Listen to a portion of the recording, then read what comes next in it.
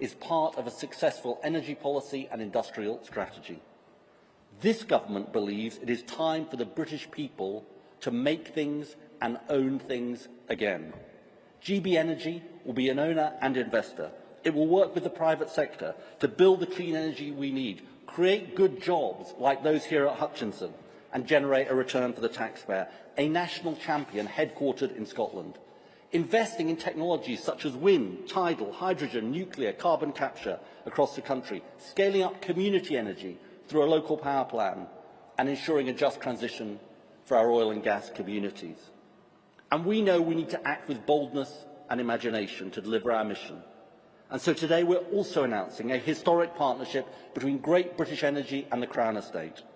This new partnership sees one of our oldest national institutions partnering with our newest, to produce 3 weeks into the new government, a new body, Great British Energy, the Crown Estate, a lasting institution that will go beyond one term or one government to steward Britain's energy resources for the benefit of the nation, speeding up delivery of clean power, building supply chains, driving investment and delivering jobs. The billions of capitalisation of Great British Energy will help to unlock tens of billions more. Now, we're under no illusions about the scale of the challenges we have inherited, from energy security to the climate crisis, or what it will take to deliver our long-term plan for this country. But in our first weeks, we have shown that this is a government that will act equal to the urgency of our nation's challenges, fulfilling the mandate for change the British people gave us. And now it's my enormous privilege to introduce my friend, the Prime Minister, Sir Keir Starmer.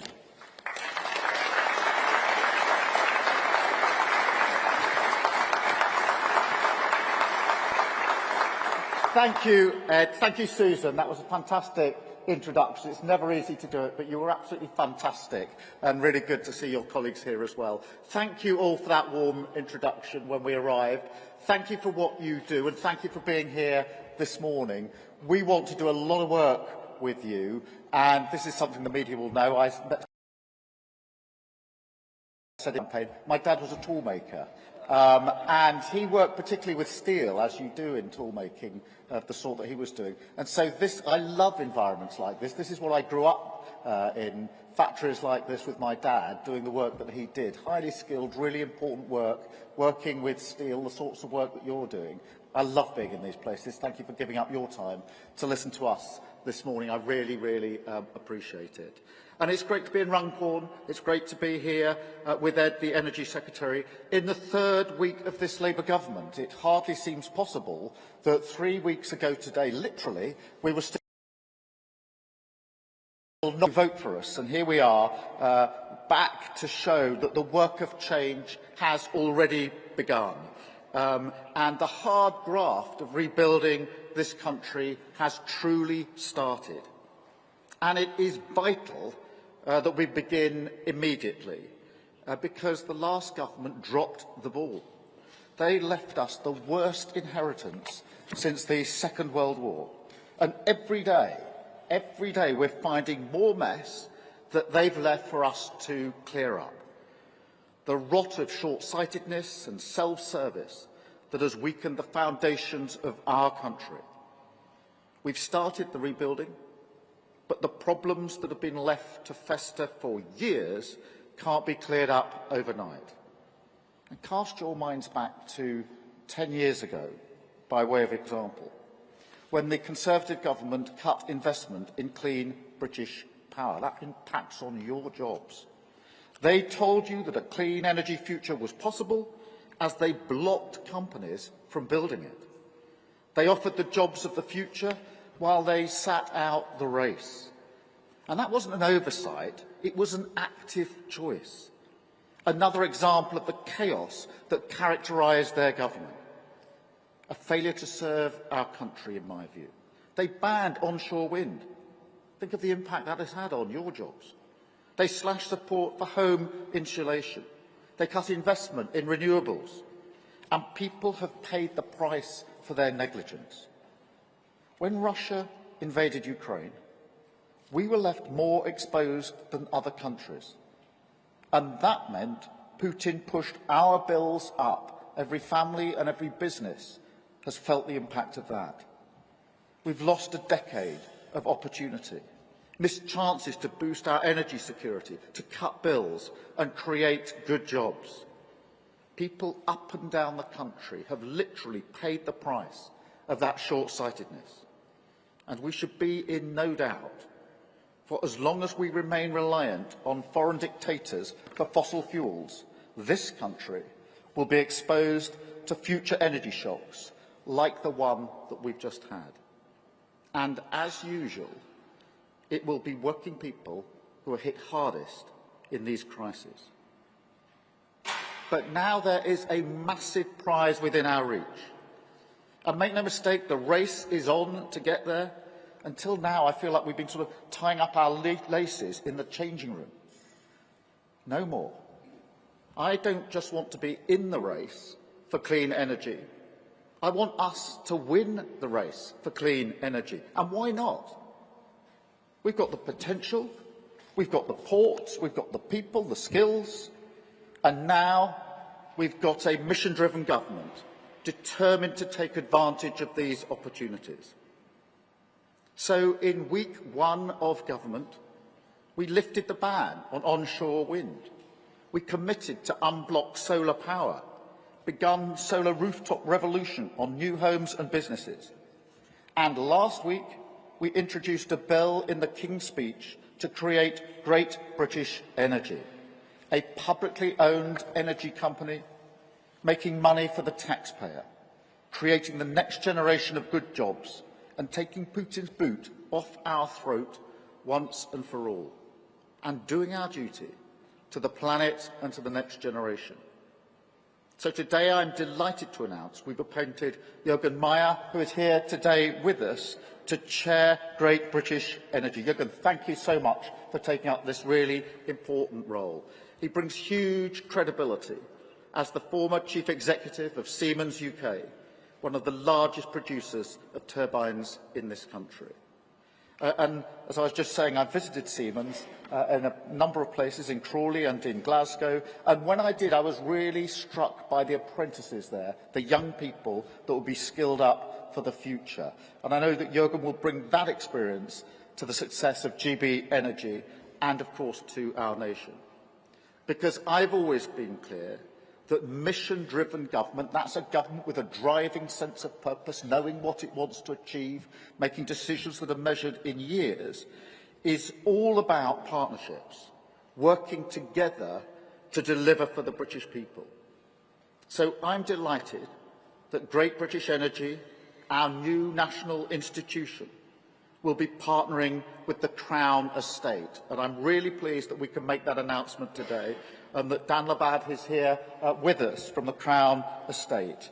Now, this partnership will deliver, and it will deliver big.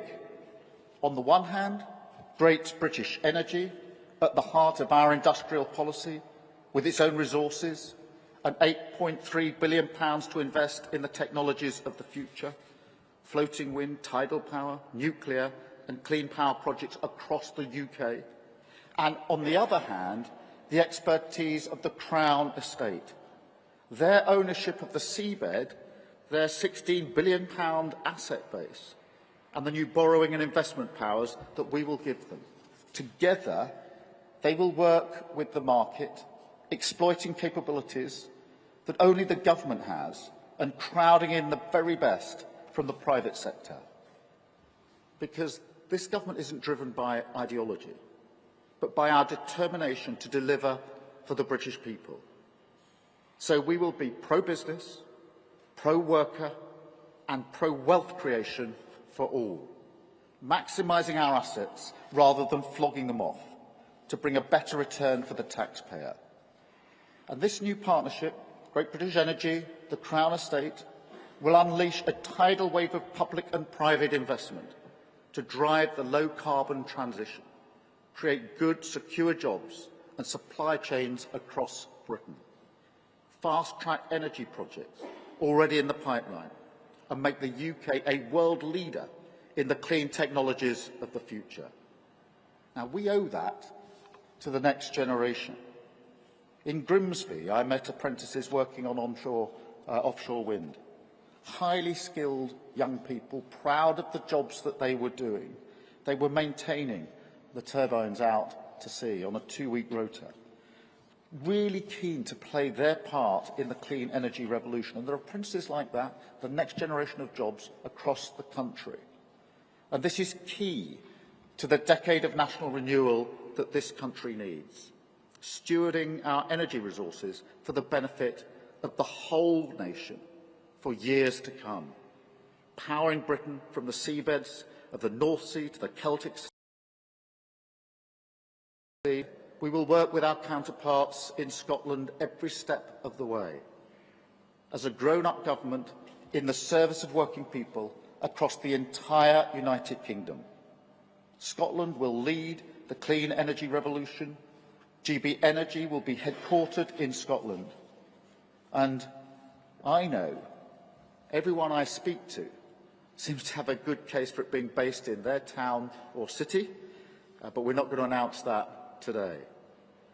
But I can confirm this. GB and coastal communities, you know how important that is to your jobs, the jobs of those that will come as apprentices and young people in the future in places like this. Those jobs, it will save families money and harness our national assets to deliver energy independence. Now, change on that scale will not happen overnight, but today we've taken that first step immediately. A down payment on our mission for clean power by 2030 and accelerating to net zero. We said we would set up Great British Energy, and we have. We said we would create good jobs and cut your bills, and we will. The race has started. The work has begun. The planet and the people of this country will reap the benefits for decades to come. Thank you very much for listening to me.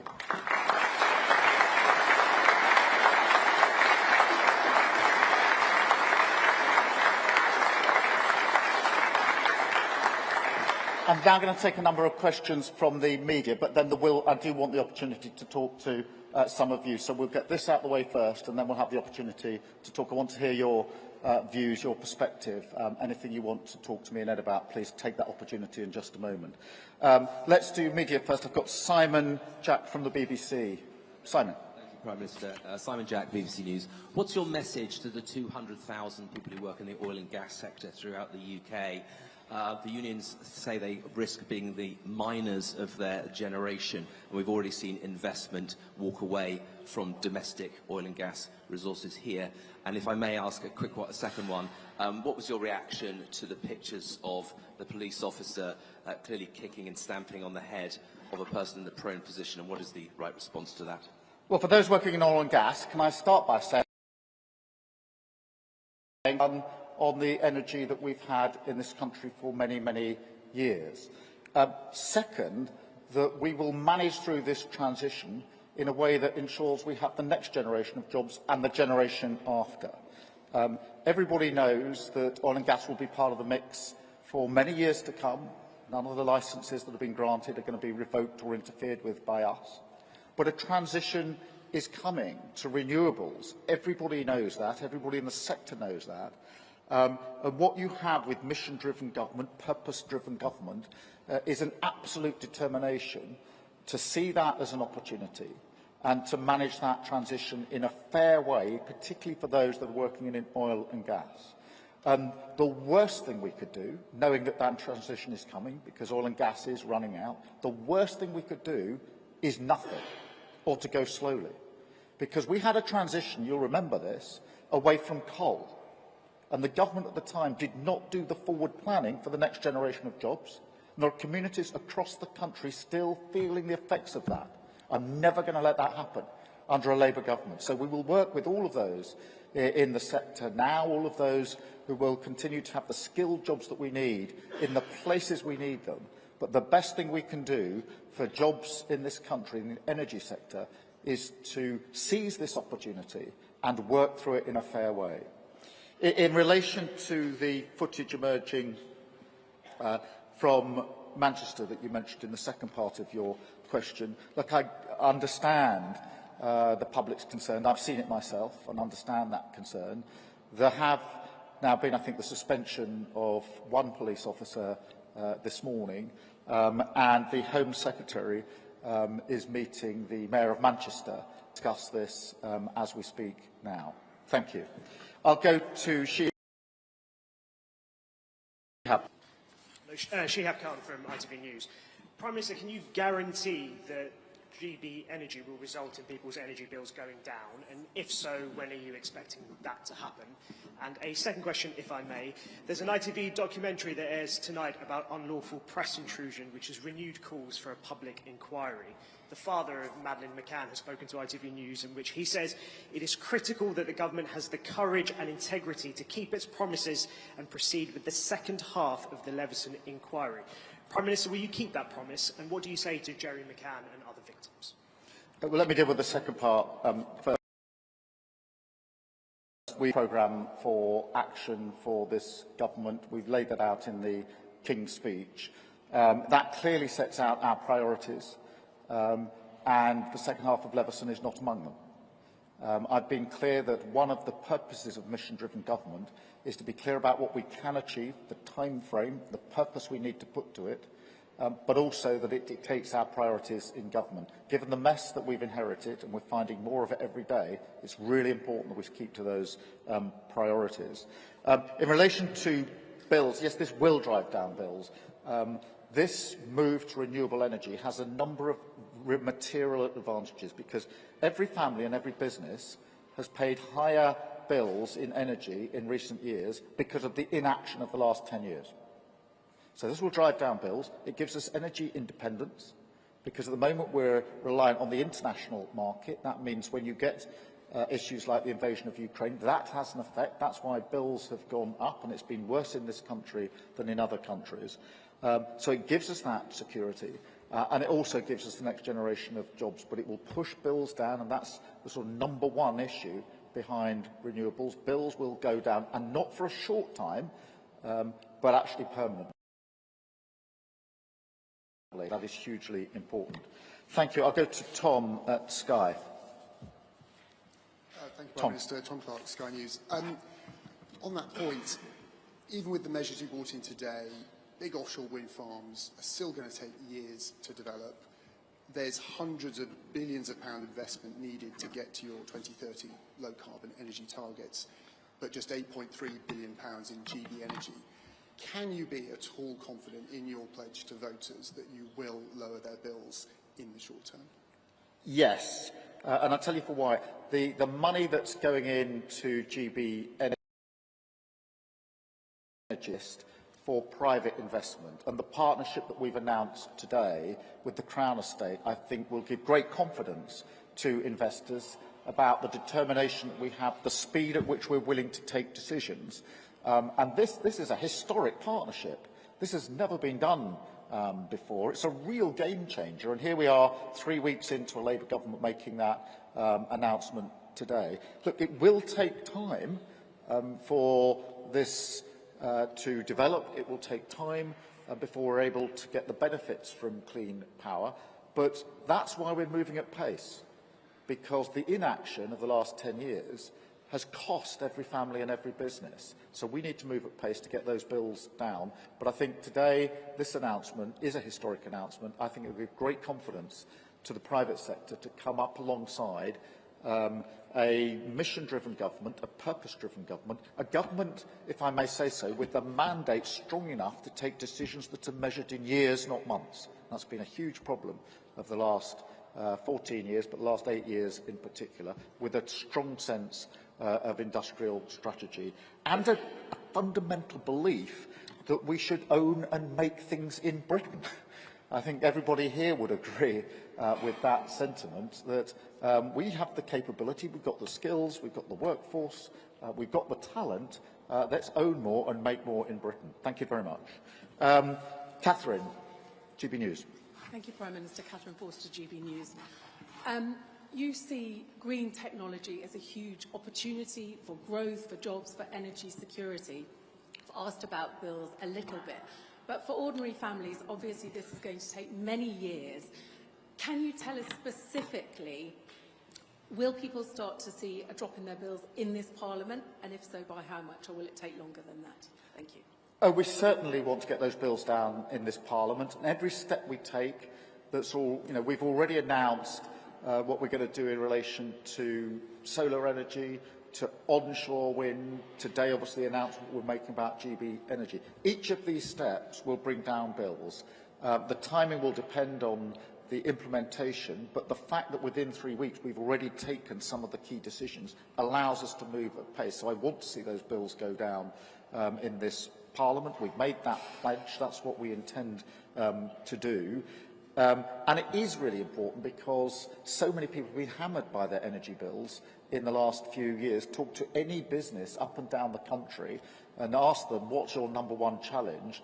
And I'd put money these days on most of them saying, it's my energy bill, it's far too high, I need to get it down. And families have struggled with their energy bills and therefore have to make difficult choices about what else they do. But look, it is about making these decisions early on.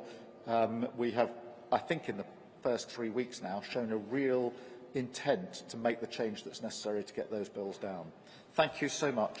I've got Rob from ITV Granada. Thank you, Prime Minister, and good morning. A question on the incident at Manchester Airport. Prime Minister, you know the law and order system in this country better than most people in this country. Former Director of Public Prosecutions, your government now leads It's not me. on... It's not me. Joy when the phone rings. Your government now shapes that very system. You've seen that video of that police officer. What do you say to other people who have seen it, who are now questioning their trust in that law and order system? People like those protesting in Rochdale last night, raising issues and concerns about institutional racism and police brutality. Well, I have seen the footage, and for that reason, I do understand the public concern. Obviously, action has now been taken in relation to the suspension of an officer, and the Home Secretary is already having those discussions with the Mayor of Manchester. I think they've already happened, or they're taking place as we speak, and she has made sure that she's kept updated on developments ever since the incident. And so, obviously, there's a process now that will go into place, but I completely understand the public concern, having seen the footage myself. Thank you. I've got Max from the Times. Prime Minister Max Candex at the Times. In the last 35 years, there have only been 2 site licences granted to build new nuclear plants, and in one of those cases, the funding is still up in the air. The previous government set an ambition of building a new nuclear reactor every year. Is that also your ambition? Nuclear is very much part of the mix as we go forward, and we will be pushing hard on it. I've already had discussions with the Energy Secretary about how we can speed up when it comes to nuclear. I have to say, as we've found in other departments, I'm pretty appalled at what we're finding in the decisions of the previous government in terms of the speed of projects, the lack of thinking through of how quickly projects can be delivered, and the funding that's been put behind them. We will clear that up. And we'll move this on because nuclear is very much part of the energy mix as we go forward.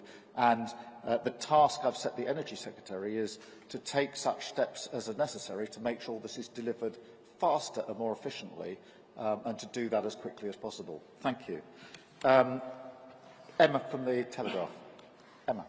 Thank you, Prime Minister. During the election campaign, Labour suggested bills would be brought down around £300 a year by 2030 by your net zero energy plans. Do you stand by that figure? How much can households expect to save? Yes, I do.